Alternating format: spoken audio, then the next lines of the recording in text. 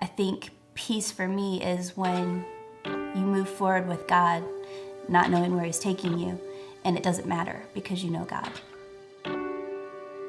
My name is Dave. I'm Krista. We moved here in 1998.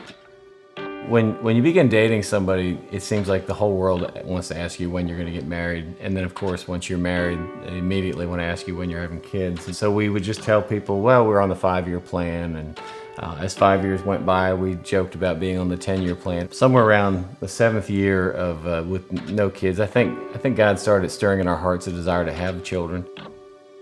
When infertility became our story, that kind of shocked me. I thought, wow, God, why this? Adoption wasn't one of those things that I didn't have any negative feelings about it. I just really didn't think about it.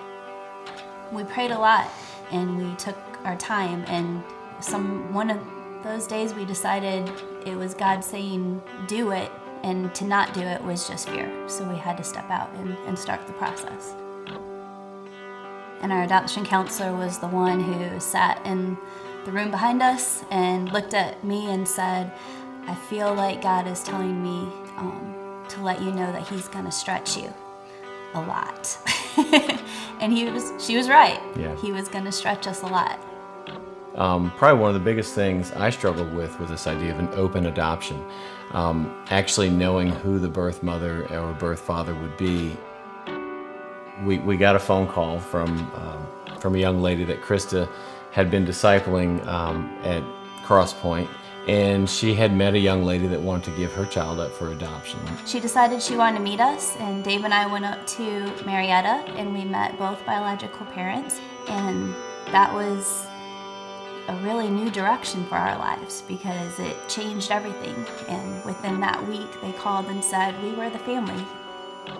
She was actually no longer able to stay at her house and needed a place to stay. And long story short, she lived with us for about a month, and then also lived with a colleague of Krista's until she gave birth. What's really cool is we really got to know each other. We had some experiences where we laughed, and we had experiences that were really vulnerable where we thought, she's gonna change her mind, and we had to be okay with that.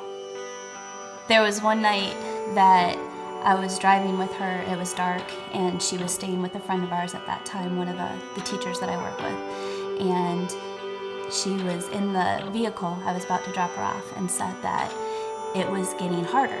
And I knew what she meant, but I asked her anyway, what do you mean by that? And she said, well, feeling the baby, the decision's getting harder. And at that moment, I was really glad it was pitch dark and that there were no street lights in that neighborhood, because I felt every bit of pain, every bit of fear. But at the same time, I knew what God was telling me. I felt this peace come over me. And I said to her, we won't hate you. That if you change your mind, we will be absolutely brokenhearted. Our hearts will be in tiny little pieces, and our God is big enough to pick up every single one of those. And then I cried when she left, not because I didn't believe it, but because I did. But I didn't know what God was going to ask of us. We have this tradition on her birthday where I tell Aaliyah her adoption story, because this was the biggest thing that God did in our marriage. All those things that I thought, why am I missing out on this? Why am I different? Why isn't my body work like every other woman's? It was all because God had this plan for us, and He had Aaliyah for us. And so I want her to know every detail about that, to know every part of how she came to be, because she was always God's plan. She is 90 to nothing as far as her energy level. She, from the moment she wakes up to the moment she goes down, she is just a ball of energy, but she's also a ball of joy. She's witty and fun and kind-hearted and stubborn and strong-willed. She's just absolutely wonderful. And anytime I see God at work, and this is one of those events in our life where only God could have orchestrated everything that has occurred. And I put that down as a stake in the ground to remind me that God is real.